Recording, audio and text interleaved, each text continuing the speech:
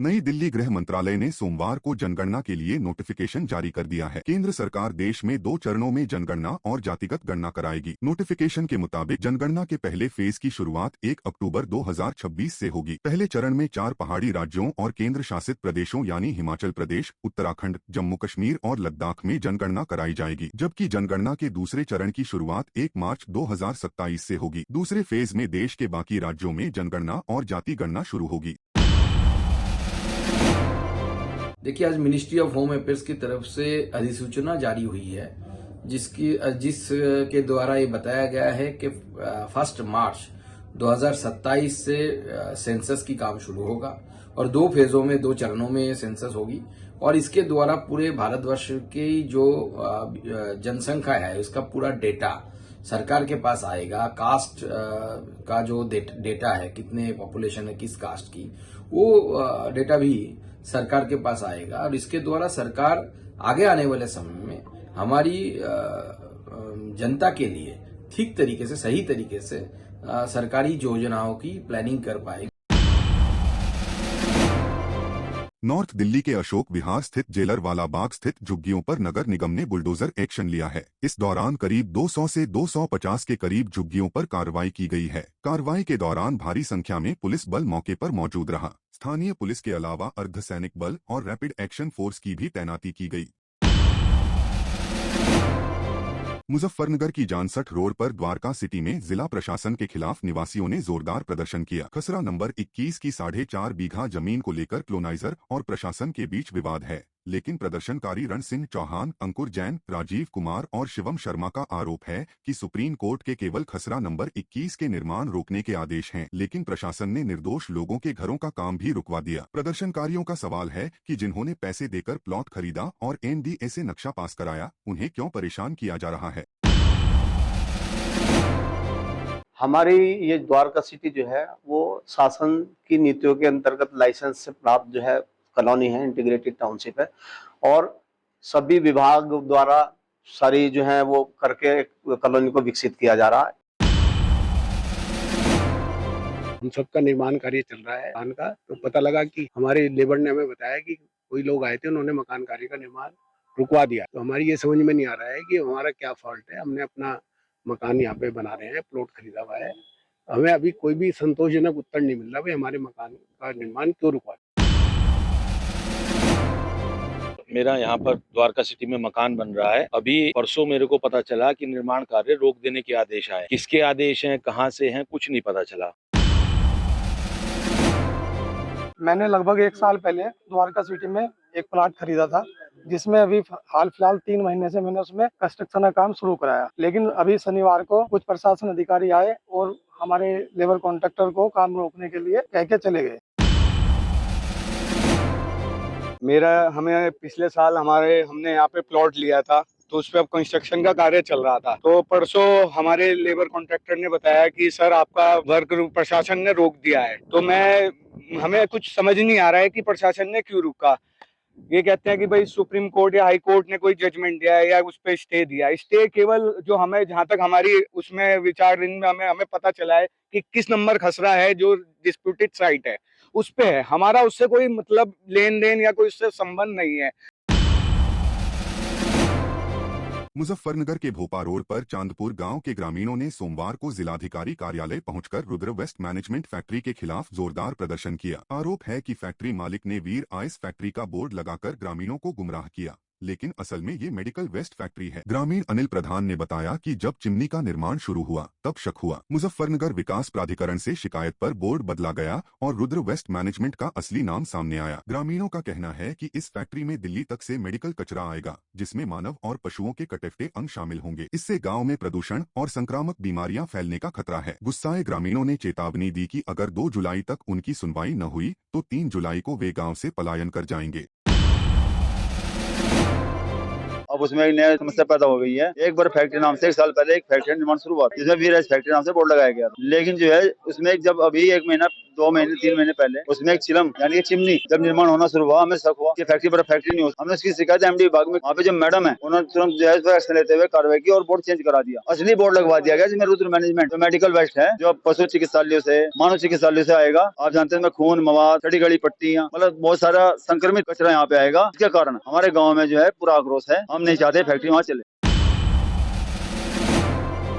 मुजफ्फरनगर में मुख्यमंत्री कृषक दुर्घटना कल्याण योजना के तहत सदर तहसील में 17 किसानों के परिवारों को 5 से 5 लाख रुपए का सांकेतिक चेक वितरित किया गया। ये मदद उन परिवारों के लिए है जिन्होंने दुर्घटना में अपने किसान सदस्यों को खो दिया। इस योजना का शुभारंभ अम्बेडकर नगर से मुख्यमंत्री योगी आदित्यनाथ ने किया, जिसके तहत पूरे उत्तर प्रदेश में 11,690 किसानों को लाभ मिला। मुजफ्फरनगर में इस कार्यक्रम का संजीव प्रसारण हुआ, जहाँ राज्य मंत्री कपिल देव अग्रवाल, जिलाधिकारी उमेश मिश्रा और भाजपा रालोद के नेता मौजूद रहे। कपिल देव अग्रवाल ने बताया कि यह योजना न केवल किसानों बल्कि खेती से जुड़े मजदूरों और श्रमिकों के लिए भी है, ताकि उनकी मृत्यु पर परिवार को 5 लाख की मदद मिले। उन्होंने कहा कि ये राशि पहले ही लाभार्थियों के खातों में पहुंच चुकी है। सीएम योगी की इस पहल से परिवारों के चेहरों पर मुस्कान लौट रही है।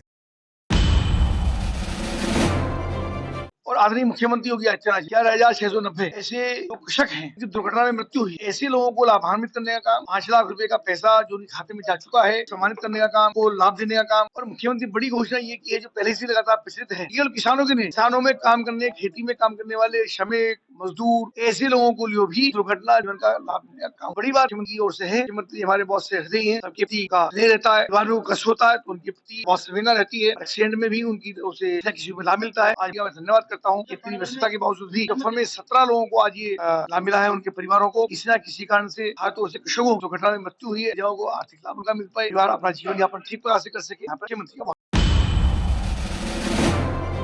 मुजफ्फरनगर में रुड़की चुंगी पर सोमवार को नगर पालिका कर्मियों ने जोरदार प्रदर्शन किया। कई दिनों से कूड़ा न उठने से जनता परेशान है। पालिका कर्मियों का आरोप है कि पुरानी कंपनी ने कूड़ा गाड़ियों की चाबियां नहीं सौंपी, जिससे नई कंपनी काम शुरू नहीं कर पा रही। अधिशासी अधिकारी प्रज्ञा सिंह मौके पर पहुंची और बताया कि पुरानी कंपनी का टेंडर खत्म हो चुका है और नई कंपनी को टेंडर मिला है। चाबियां न देने वाली कंपनी पर जल्द कानूनी कार्रवाई होगी। साथ ही कर्मियों से 50,000 रुपए सिक्योरिटी के नाम पर मांगने की अफवाह को भ्रामक बताया। प्रज्ञा सिंह ने कर्मियों को हर मदद का भरोसा दिया।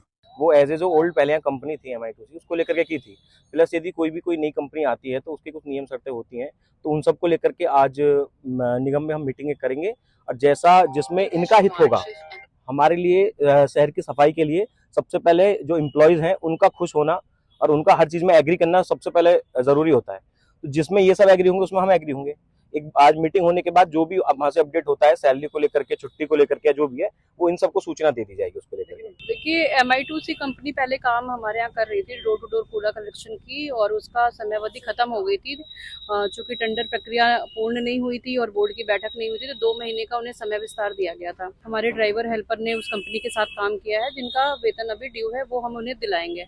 नई कंपनी आ चुकी है, किंतु जो पुरानी कंपनी है वो हमारे वाहन और चाबियां हैंडओवर नहीं कर रही है, और थोड़ा सा मिसकम्युनिकेशन हुआ। हमारे जो ड्राइवर हेल्पर हैं वो काम करना चाहते हैं, उन्हें किसी तरीके से एक फेक न्यूज़, एक मैसेज बना के ये चलाया गया कि 50,000 आपको सिक्योरिटी जमा करनी है या इस तरीके से, जिससे ये थोड़े भड़कावे में आ गए थे। जो चीज़ें क्लियर कर दी गई कि ऐसा कुछ भी नहीं है कि नई कंपनी में आपको कितना सिक्योरिटी जमा करना है, कितना वेतन है। अभी जो भी होगा वो लिखा पढ़ी में, रिटर्न में होगा, और जो शासनादेश के अनुसार उन्हें प्रतिदिन का जितना मेहनताना मिलना चाहिए उसी के हिसाब से निर्धारण होगा।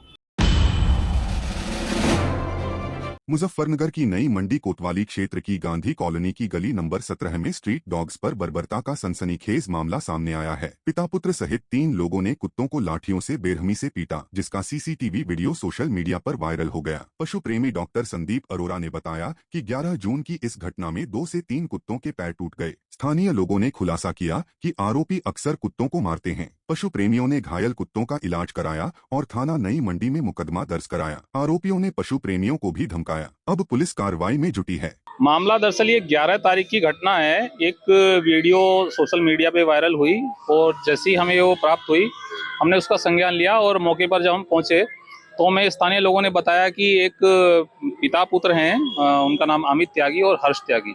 ये गली नंबर 17 गांधी कॉलोनी, गली नंबर 17 सुभाष नगर का एरिया पड़ता है। तो हमें पता चला कि वो अक्सर पिता पुत्र जो गली के डॉग्स हैं, स्ट्रीट डॉग्स, उनको मारते हैं, लाठी डंडों से मारते हैं। तो जो वीडियो वाली जो घटना थी उसमें हमने देखा कि जो जिन डॉग्स को उन्होंने मारा उनके 2-3 के पैर टूटे हुए हैं और डॉग्स जख्मी थे।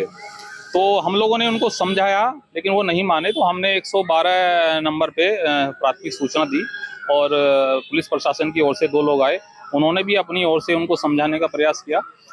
और वो जब चले गए, उनके जाने के बाद, पुलिस वालों के जाने के बाद उन्होंने हमें भी थ्रेट किया और बड़ी अभद्रता हम लोगों के साथ की। और जो आस पड़ोस के लोग थे वो भी उनसे परेशान थे, वो कहते थे कि अक्सर ये इस तरीके से डॉग्स को मारते हैं।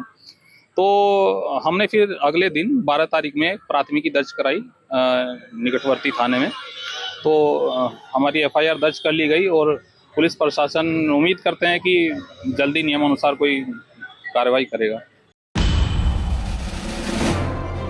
पानीपत हरियाणा हरियाणवी मॉडल शीतल का शव खरखौदा नहर में मिला है, जिसके बाद पुलिस ने मामले की जांच शुरू कर दी है। वहीं DSP सतीश वत्स ने मीडिया से बातचीत में बताया कि कल एक महिला ने मतलौड़ा थाने में शिकायत दर्ज कराई कि उसकी बहन शीतल हरियाणवी एल्बम बनाती थी और वो अभी तक वापस नहीं आई है, जिसके बाद आज सूचना मिली कि उसका शव खरखौदा की नहर में मिला है। उसकी गुमशुदगी की FIR थाना मतलौडा में दर्ज थी और आज सूचना मिली कि उसकी डेड बॉडी खरखौदा में कहीं नहर में मिली है।